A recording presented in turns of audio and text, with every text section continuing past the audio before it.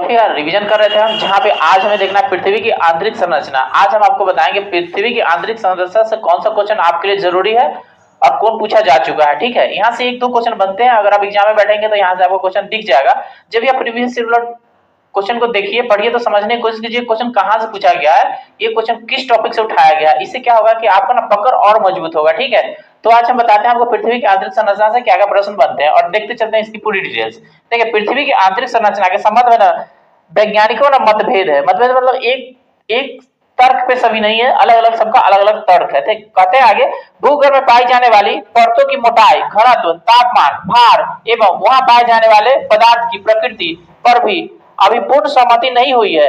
मतलब सभी वैज्ञानिक एक मत से सहमत नहीं है। फिर भी तापमान, दबाव, घनत्व, उल्काओं एवं भूकंपीय तरंगों पर आधारित प्रमाणों को एकत्रित करके पृथ्वी की आंतरिक संरचना के संबंध में जानकारी प्राप्त करने के लिए प्रयास किए जा रहे हैं।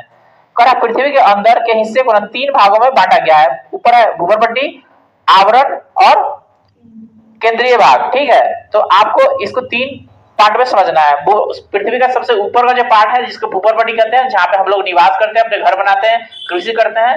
ठीक है, सारा क्रियाकलाप हम लोग भूगर्भपट्टी पे करते हैं। ठीक है, बीच का आवरण, ठीक है, यानी मेंटल इसको कहते हैं, और सबसे नीचे का है केंद्रीय भाग, कोर। ठीक है, अब भूगर्भपट्टी के बारे में समझते चलते हैं। ठीक है, यानी क्रस्ट इसको बोलते हैं। पृथ्वी के ऊपरी भाग को भूगर्भपट्टी कहते हैं। यह अंदर की ओर 34 किलोमीटर तक क्षेत्र तक फैला हुआ है। ठीक है, तो भूगर्भपट्टी कितने तक है?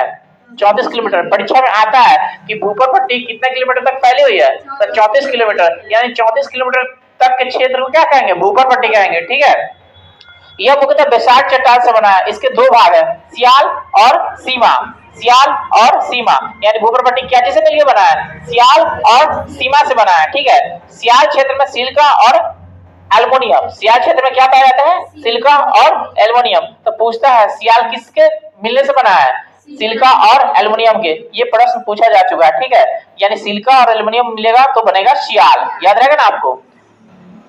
और उसके बाद है सीमा। सीमा में ना सिलिका और मैग्नीशियम, सिलिका और मैग्नीशियम, यानी जब सिलिका और मैग्नीशियम मिलेगा तो बनेगा सीमा। ये क्वेश्चन पूछता है, याद रखिए, सियाल के बारे में भी और सीमा के बारे में भी। ये दोनों पूछता है, सियाल और सीमा, दोनों के बारे में याद रखिए। इसमें क्या आएगा? सिलिका और एल्युमिनियम और सिलिका और मैग्नीशियम, मॉस मैग्नीशियम हो जाएगा, याद रखिएगा। इसका भी दो पार्ट, इसका भी दो पार्ट। ठीक है, तो दोनों में सिलिका कॉमन है, स से सिलिका, या एल्युमिनियम, सीमा, म से मैग्नीशियम। ठीक है, याद रहेगा ना। यानी कि सियाल बना है दो पार्ट से और सीमा बना है दो पार्ट से। दोनों कौन कौन पार्ट है? परीक्षा में पूछता है कि सियाल के निर्माण में मुख्य भूमिका किसकी होती है, या फिर सीमा के निर्माण में मुख्य भूमिका किसकी होती है। तो दोनों में सिलिका है तो जानते ना करते हैं, तो इसमें एगो एल्युमिनियम हो जाएगा, इसमें एगो मैग्मा हो जाएगा। याद रखिएगा, परीक्षा में पूछा जा चुका है, आपसे पूछा जाएगा। ठीक है, यहाँ से क्लियर, आगे बढ़ते हैं। कहता है क्रस्ट भाग का औसत घनत्व 2.7 ग्राम प्रति सेंटीमीटर क्यूब है। यह पृथ्वी के ना कुल आयतन का 0.5% भाग घेरे हुए है क्रस्ट। ठीक है, अब पढ़ते हैं भूगर्भपटल की रचना के बारे में, रचना सामग्री के बारे में। तो वजन के अनुसार पृथ्वी के सबसे अधिक ऑक्सीजन है, सबसे अधिक ऑक्सीजन है। कितना है? 46%। कितना है? 46.6%। 6 या 7? हाँ, 46.6। ये क्या है? ऑक्सीजन है। तो पूछेगा भूगर्भपट्टी पर सबसे अधिक मात्रा पाया जाने वाला तत्व कौन सा है? ऑक्सीजन, याद रहेगा ना, ऑक्सीजन। ये पूछता है सबसे ज्यादा ऑक्सीजन है भूगर्भपट्टी पर। ठीक है, दूसरा में सिलिकॉन, दूसरा में सिलिकॉन 27.7, 27.7, याद रखिए और बोलते चलिए। ठीक है, तीसरा में आपका है एल्युमिनियम। एल्युमिनियम की मात्रा कितना है? 8.13। तो याद रखते चलिए। देखिए, पहला है आपका ऑक्सीजन, दूसरा है आपका सिलिकॉन, तीसरा है एल्युमिनियम, चौथा है आपका लोहा 5%, पांचवा है आपका कैल्शियम 3.63%, छठा है आपका सोडियम 2.83%, सातवां आपका है पोटेशियम 2.59% एवं आठवें स्थान पर है मैग्नीशियम 2.09%। यानी पृथ्वी के संपूर्ण प्रॉपर्टी पर ना लगभग 98% भाग यही 8 तत्व है। यानी 8 तत्व को मिला दिए तो क्या हो गया? 98%। ठीक है, कहता है 8 तत्व से मिलकर बनाया। कहता है शेष भाग टाइटेनियम, हाइड्रोजन और phosphorus, manganese, sulphur, carbon, nickel एवं अन्य पदार्थ से मिलकर बना है। यानी कि 98 को मात्र 8 को पार्ट है। ठीक है, बाकी सब थोड़ा थोड़ा है। ठीक है, अब बात करते हैं मेंटल के बारे में। लेकिन परीक्षा में सबसे पूछेगा कि पृथ्वी के भूगर्भपट्टी पर सबसे अधिक क्या? ऑक्सीजन। एक और पूछा जाता है तीसरे नंबर पर। ठीक है, तो तीसरे नंबर पर क्या है? एल्युमिनियम। तो याद रखिएगा एल्युमिनियम कितना है 8 ये भी पूछता है, पूछेगा ऊपर पट्टी पर तीसरा सबसे अधिक किसका मात्रा है, तो एल्युमिनियम का कितना था 8.13। याद रखिए परीक्षा पूछता है। अपर डायमेंटल के बारे में 2900 किलोमीटर मोटा यह क्षेत्र मुख्यतः विशाल पत्थरों के समूह की चट्टानों से बना है। मेंटल के इस हिस्से में ना मैग्मा चेंबर पाया जाता है। क्या पाया जाता है? Magma chamber. तो पूछे मैग्मा चेंबर कहाँ पाया जाता है? मेंटल में। इसका औसत घनत्व 3.5 ग्राम प्रति सेंटीमीटर क्यूब से 5.5 ग्राम प्रति सेंटीमीटर क्यूब है। यह पृथ्वी के कुल आयतन का लगभग 83% भाग घेरा हुआ है। सबसे अधिक मेंटल है, सबसे अधिक मेंटल है क्योंकि 83%। ठीक है, पता है कोनरोड असमता कुछ शब्द है जिसको जानना पड़ेगा आपको, जैसे कोनरोड असमता। तो कोनरोड असमता किसको कहेंगे भाई?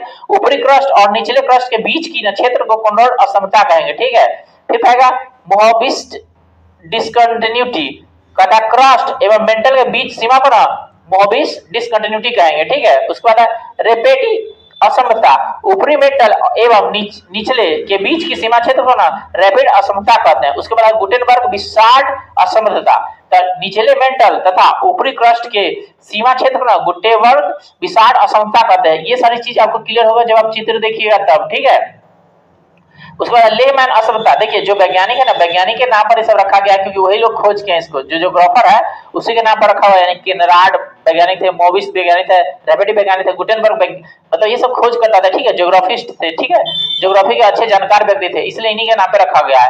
तो लेमैन असमता बाह्य क्रोड तथा आंतरिक क्रोड के सीमा क्षेत्र को ना लेमैन असमता कहते हैं। ठीक है, उसके बाद केंद्रीय भाग, केंद्रीय भाग का प्रश्न आता है। ठीक है, केंद्रीय भाग मतलब कोर। पृथ्वी का केंद्रीय भाग निकेल और फेरस से बना है। निकेल और फेरस से परीक्षा पूछता है केंद्रीय भाग क्या जिससे बना है?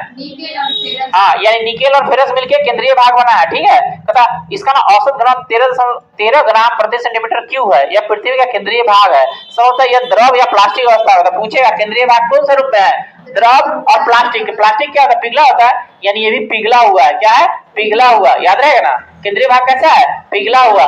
जो धरती का केंद्र है वो पिघला हुआ है, द्रव रूप में, तभी जब भूकंप आता है तो निकल के ऊपर तक चला आता है। ठीक है, फुटता है ना ज्वालामुखी तो ऊपर तक चला आता है, पिघला हुआ रूप में है। ये पूछता है। ठीक है, प्लास्टिक के रूप में या पिघला हुआ रूप में है, यानी द्रव अवस्था में। ठीक है, यह पृथ्वी का आयतन का 16% भाग घेरे हुए। कितना? 16%। पृथ्वी का औसत घनत्व 5.5 ग्राम प्रति सेंटीमीटर क्यूब है। इसको चेन लगाइए।